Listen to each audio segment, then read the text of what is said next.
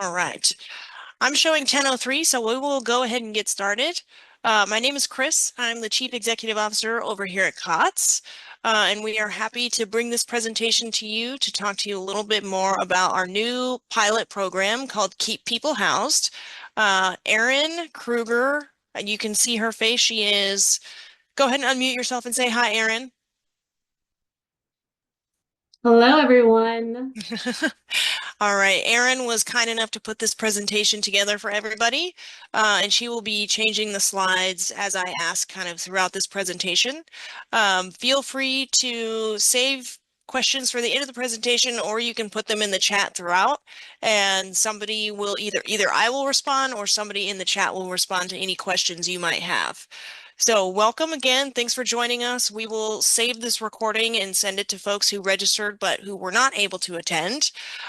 This presentation is focusing on Keep People Housed. We call it KPH for short.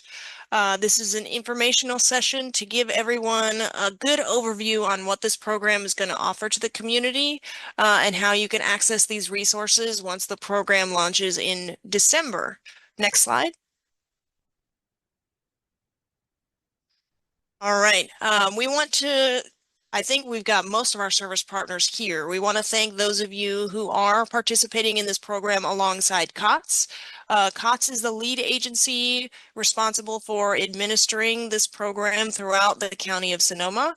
We've got Reach for Home as the provider in North County, West County Community Services in West County, Community Support Network in Central County and Santa Rosa, and Home First in Sonoma Valley, and then COTS will be providing services for South County. The funders for this program include the County of Sonoma, the City of Santa Rosa, the City of Petaluma, and All Home, which is an East Bay nonprofit, providing 2.6 million of the 3.9 million in funding for this program, which will support the financial assistance going out to the community. Next slide.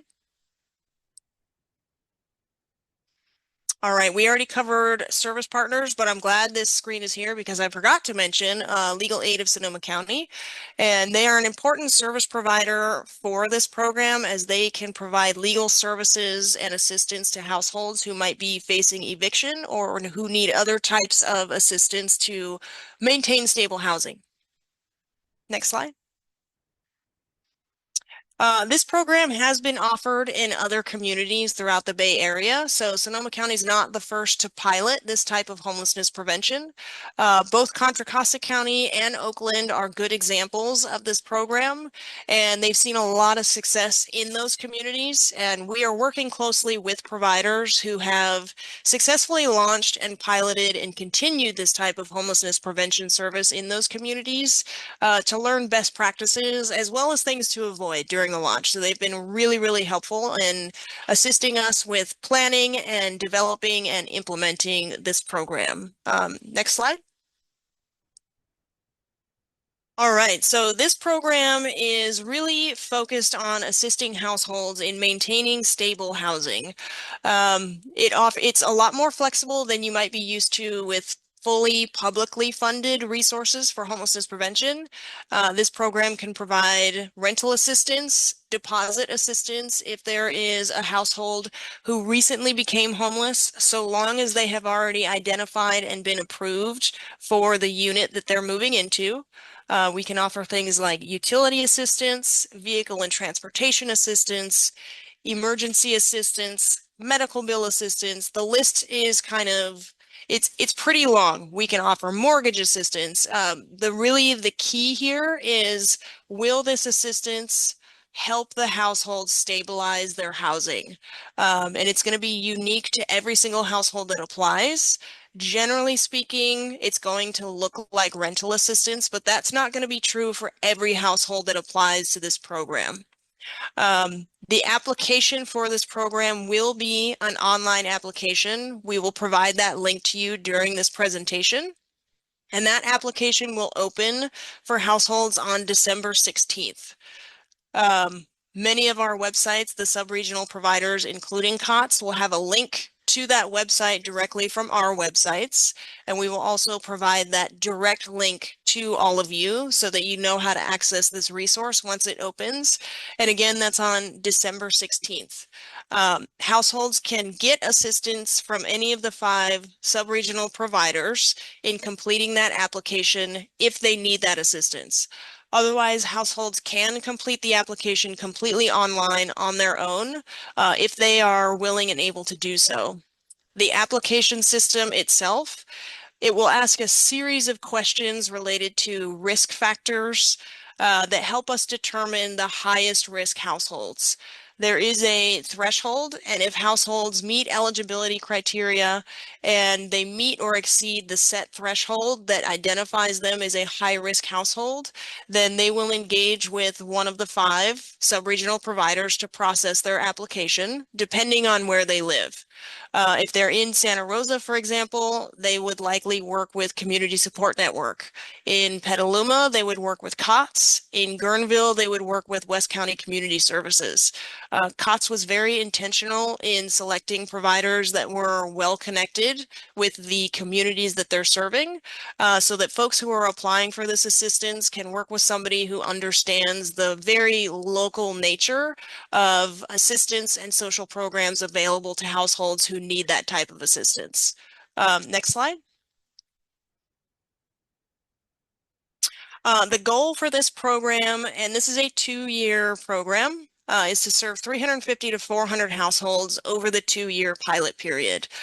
What this looks like in terms of the $3.9 million full funding amount to pilot this program is that we have it's not a cap that we've established, but there is a threshold. So the average household might get $5,000 to $6,000 in rental assistance if that's what they need to stabilize. If they need more than that, we have a process internally that we go through to determine if that is a reasonable request and if that request will, in fact, assist that household in stabilizing over the long term. Some households may need far less than that. Maybe they just need a car repair or a utility bill paid. And that is something we'll work through both internally as providers and with each household that applies to the program. But overall, the goal is to serve 350 to 400 households over the 2-year grant period. Next slide. When we are looking at measuring success, there's a number of success outcomes that we're looking at in this program. The number 1 outcome that we're looking at is housing stability, right? So we're going to measure stability for households that receive financial assistance at the 6-month, 12-month, and 24-month mark. And this information will be made available not just internally to the providers, but also to our funders and other communities so that we can demonstrate the effectiveness of this type of program. It is a lot more efficient for our community and our homelessness system to prevent homelessness than it is to try to get people into housing once they are experiencing homelessness, living on the streets, living in their cars, utilizing our shelter systems. We want to avoid that as much as possible. We see much better health outcomes if we can stabilize somebody in their current housing, and it is a lot more financially efficient to prevent homelessness than to solve it once a family enters that crisis. Next slide. We talked a little bit about this already, but the cost efficiency in preventing homelessness versus solving homelessness once a household enters that crisis phase is huge. There's improved health and well-being outcomes for families and individuals who can stabilize in their existing housing rather than trying to locate housing once they are in the crisis of homelessness. And it creates social and community stability by avoiding what we're seeing is for every person that we are getting into permanent housing who is experiencing homelessness, Bay Area wide, we're seeing 3 more households fall into homelessness. If we can start to reverse that trend, we will improve social and community stability by not impacting the resources that are already stretched really thin, serving the unsheltered community here in Sonoma County. The goal of this program is to try to reverse that trend and demonstrate to the community that prevention services are a key component of solving homelessness, not just here in Sonoma County, but Bay Area wide. All Home, one of the funding partners for this, has done a ton of research over the last decade that demonstrates that prevention services are very efficient and effective in starting to reverse that trend.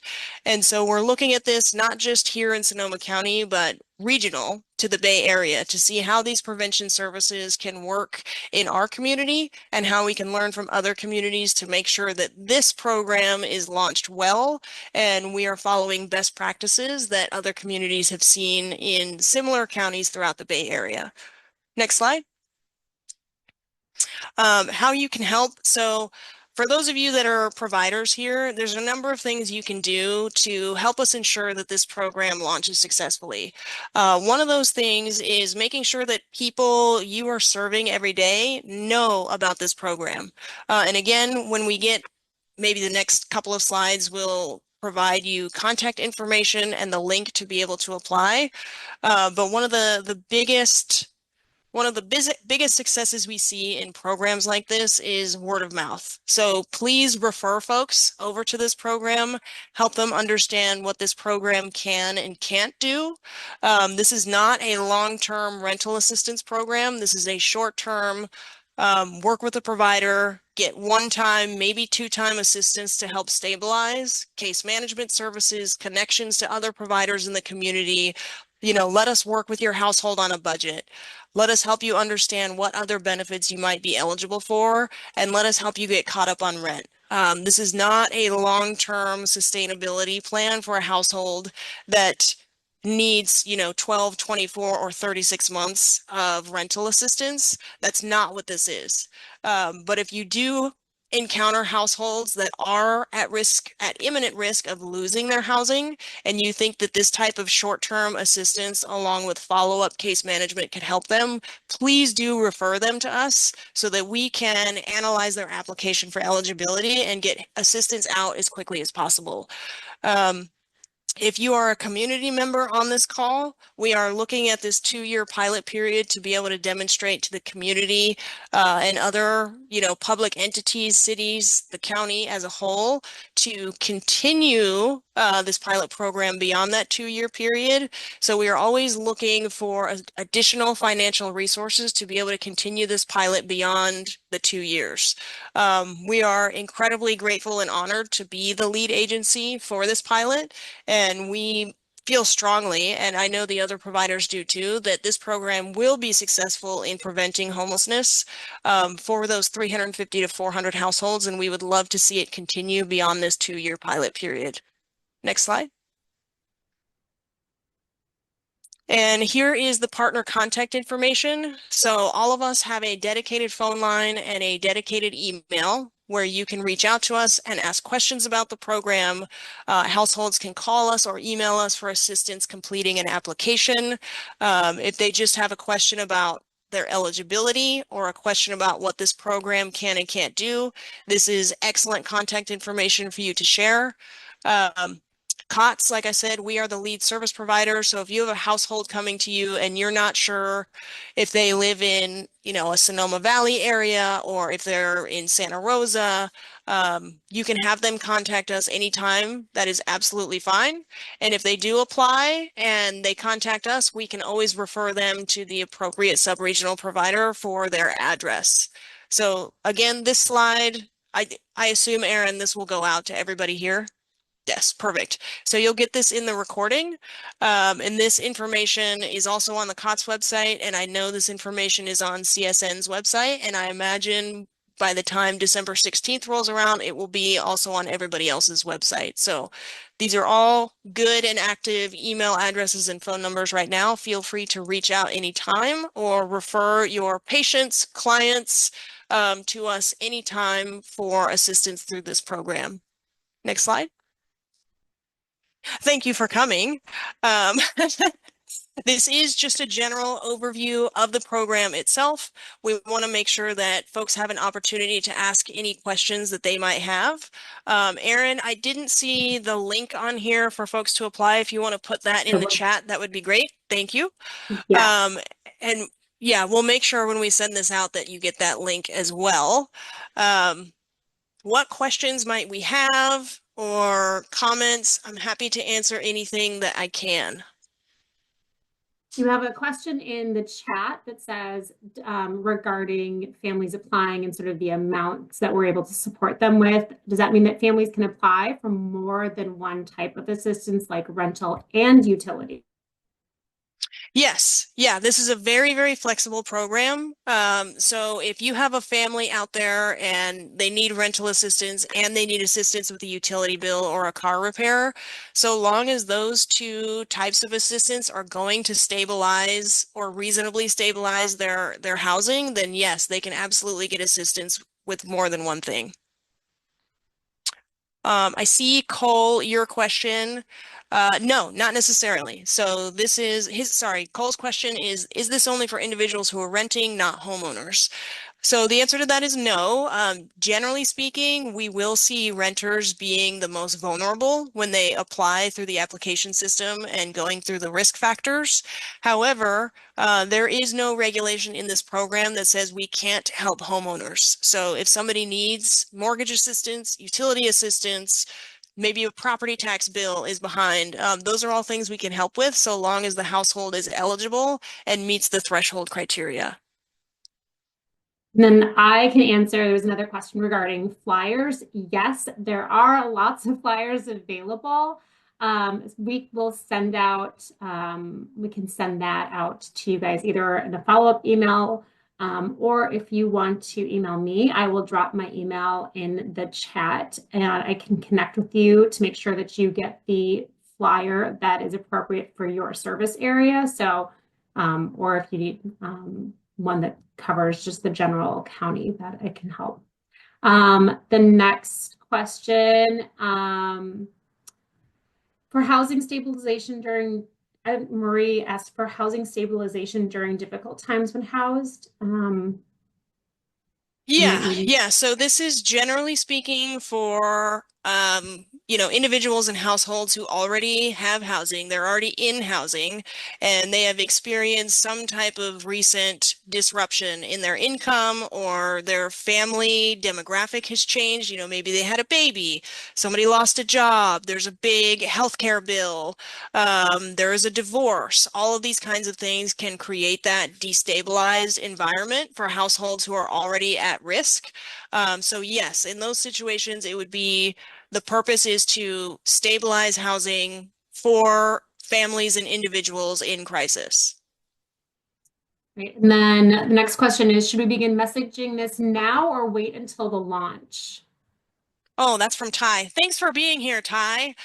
Yes, you can start messaging now. I would say the one thing I would ask is that when we are messaging this out into the community, please remind folks that the application will not open until December 16th. And then the next question is, do applicants need to be below a certain income limit to get help? Yes, the threshold just for eligibility, basic eligibility, not accounting for other risk factors in the application, is at or below 50% AMI. Will there be any Section 8 vouchers available through this program? No. Or mainstream vouchers? No. And then based on the flexibility of this assistance, could a household possibly get assistance with maintenance charges for their apartment? Maintenance charges are creating risk of them losing their housing, and they meet other eligibility criteria and their risk factors push them at or above the threshold, then yes, absolutely. And then I'll grab this one from Cole. This assistance is for all Sonoma County residents. It's not limited to Santa Rosa residents. It's for everyone in the county.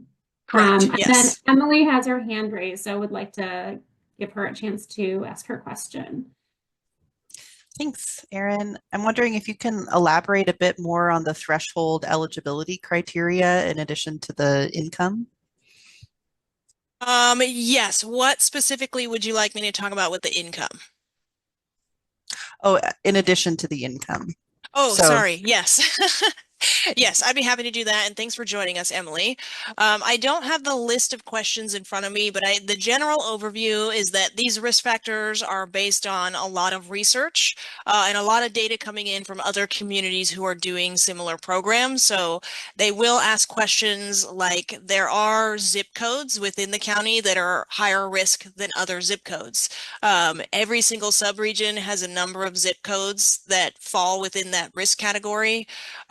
If households have experienced homelessness in the past. I know that was one of the questions. There's questions on there about kind of what has been going on in the lives of these households recently.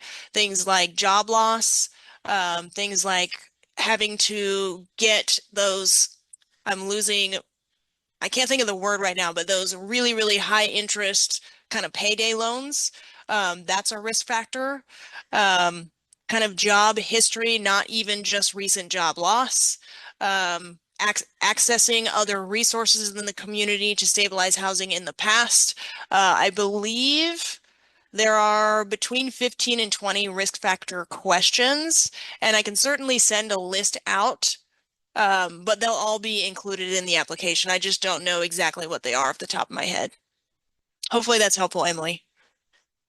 yes, thank you. Sure. And then another question from the chat. Are funds being allocated evenly over the 2-year period, or as people apply and qualify, they're guessing that it might go quickly, the funds might go quickly? Yeah, so that is something we are certainly all well aware of. The answer is no, they're not being applied evenly throughout the 2-year period. We will have to manage that as the lead agency to make sure that funds are available throughout the 2-year period. So we're not going to cut off households because we've spent X amount in year one, right? We're not going to run the program that way.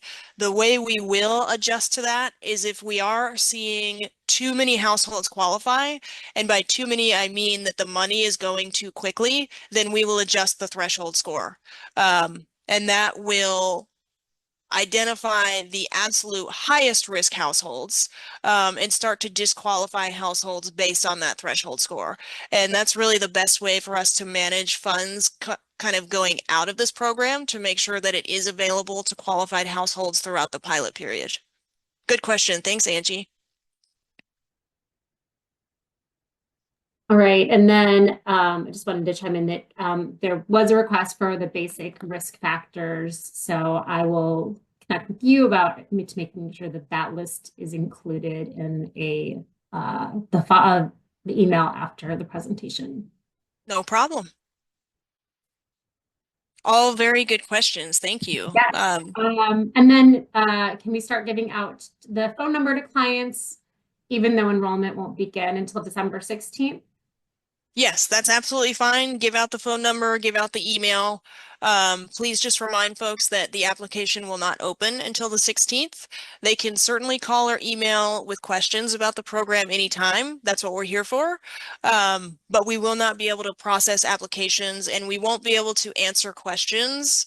What I've gotten, because the phone calls are coming to me right now for COTS, is a lot of questions about let me tell you kind of my history and you tell me if I qualify, but we won't really know that until applications start coming in, right? So we're not going to make a determination just based on a phone call. We have to actually get the application, review the applications, see the household score. So please, if you could help households understand that, that would be helpful for us providers. But yes, please do give out the phone number and email as much as possible. All right, and then let's see, Yenny has a question. Yeah, just to clarify, so if we provide this information to them, like a contact information, would they won't be determined at this point, but would they be added to like a wait list, or would you guys get down their information and call them back? I just want to make sure that if I refer someone, they're going to be like contacted, or do they have to call back again on December 12th to fill out the application? Really good question. So they can call us, like I said, call us or email us anytime. And if for some reason I can't take the phone call at that point, then yes, they'll get a call back from us, but there is no waiting list. The household, if they need assistance with the application, will have to call December 16th or after to get that assistance. Or they can click on the link to access the application anytime starting on December 16th going forward. Thank Great. you. Thank you. Sasha? Yeah, hi. I was just gonna piggyback on what Chris was saying. If somebody calls and is trying to give, their whole history and situation over the phone, that the application itself really has to be completed before eligibility can be determined, because the software and the online application platform automatically scores an application based on the responses to questions. And if there's an issue, after the application has been submitted, or someone has questions about why they didn't qualify or whether the system scored them high enough, then it would make sense to call and start asking those questions and talking about someone's personal situation, because you could see if they potentially answered a question wrong or not as accurately as they could have, and that affected their score. But until an application is completed, it's impossible to determine someone's eligibility manually. Thank you, Sasha. Appreciate that. And Sasha, for those of you who don't know Sasha, Sasha is with the city of Santa Rosa and knows most everything about homelessness within the city of Santa Rosa, and has been super, super helpful in helping us plan for this launch. So thanks for being here, Sasha. Thank you. Great. And then another question came through the chat. Is there a benefit to having someone call before the 16th? That's really a case-by-case basis, right? So if somebody wants to call us and they really just want to inquire and learn more about the program, we welcome those phone calls. Just like Sasha said, there's not going to be a lot we can answer, a lot we can do in terms of their specific situation until they complete an application on or after December 16th. But if they want to call and talk to us about how the program works, we're happy to talk to households about that anytime.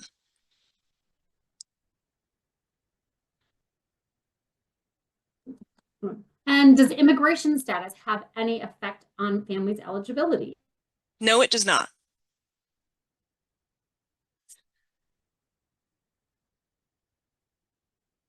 Any other questions, comments? Now is the time. Yes. Well, will program staff complete the application for them over the phone? So after December 16th, could I call you and you complete the application over does that make sense? Yes, so sub-regional providers, we will encourage households to do as much of the application as they can on their own, because there will be a high volume of applications. But if they get to a point in the application or they need assistance with the application really in any way, that's what sub-regional providers are for. So yes, we can provide that assistance either over the phone or in person. And then Noah asked about marketing and application materials in Spanish. Marketing materials, yes, are all available in Spanish. And the application is also available in Spanish online. Yes, and a few other languages. I don't know those languages off the top of my head, but Spanish is definitely one of them. Yeah. And then, let's see, we had a few more questions. From the application being accepted and then receiving financial, what's the wait time between like my application was approved and then getting the assistance? So someone applies, they work with a sub-regional provider, their application is approved because they've submitted everything that they need.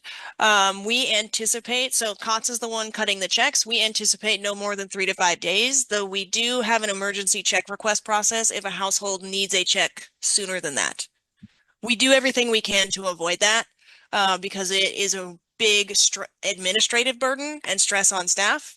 And generally speaking, we can avoid that by working with landlords. But if we can't, then we can get a check out faster than that.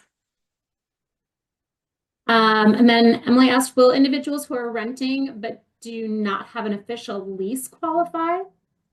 Yes. There are a few restrictions to that, and I'd have to go back through. We just got a training on this not too long ago, but short answer is yes. And Emily, I can get you additional information on that after re-reviewing the training. And then to answer Catherine's question about they're working with a lot of Haitian Creole speakers. I do not currently have materials available in Haitian Creole, but can work to see if I can get that for you, at least in a digital format.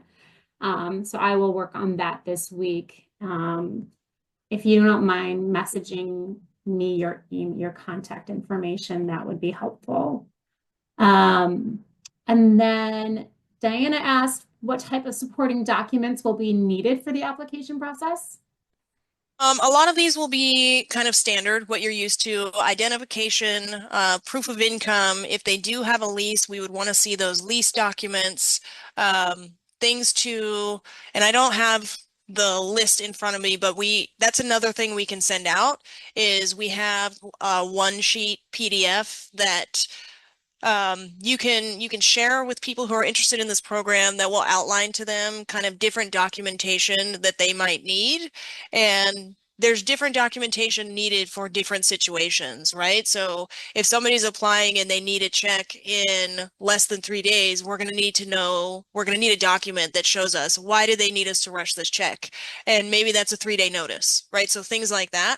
And we can certainly send that out along with this presentation.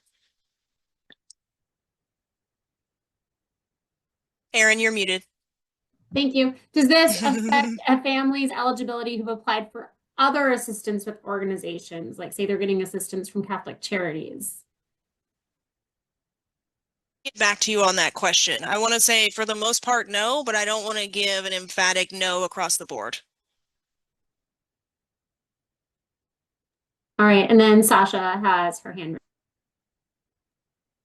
I was just going to say that if people are curious about what types of questions are asked or what the application looks like, you could go to the keeppeoplehoused.org website and you could look at another county's application. Ours won't be exactly the same as theirs, but there will be a lot of similarities. So if you wanted to scroll through the questions, as far as other counties' applications for the similar program, you would see a lot of similar questions to what will be live on our application on December 16th. And there's also information too embedded in those other counties' applications about documents and where you're going to be requesting documents and what those documents are.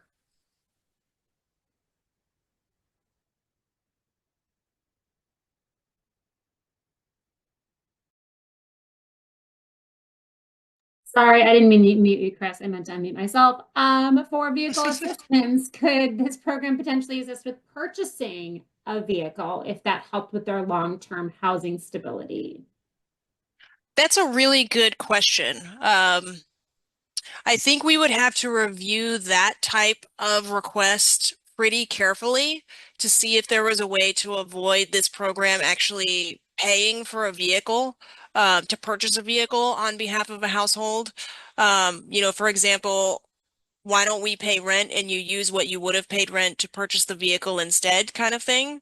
I don't, again, want to give a flat out no because this program is really flexible, but I would be very hesitant to say that yes, this program would do that because it's not really designed to purchase a vehicle. It's designed to really solve something short term.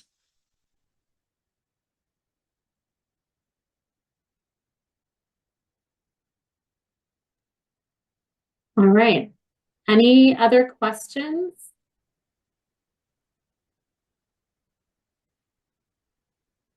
And I did confirm if your clients do visit the keeppeoplehoused.org website, which I put in the chat, it does say Sonoma County coming soon. So they'll at least have like a visual that it's coming. So. Perfect. Well, thank you everybody for coming. If you do have any other questions, you have the contact information. Feel free to reach out to us anytime. We're really excited to work with all of you and make this program available to Sonoma County residents here almost exactly a month from today. Not quite, but we're close. Great. Thank you all for attending, and we will make sure that you get all of the materials we talked about in the next few days. All right. Thanks so much. Thank you. Thank you.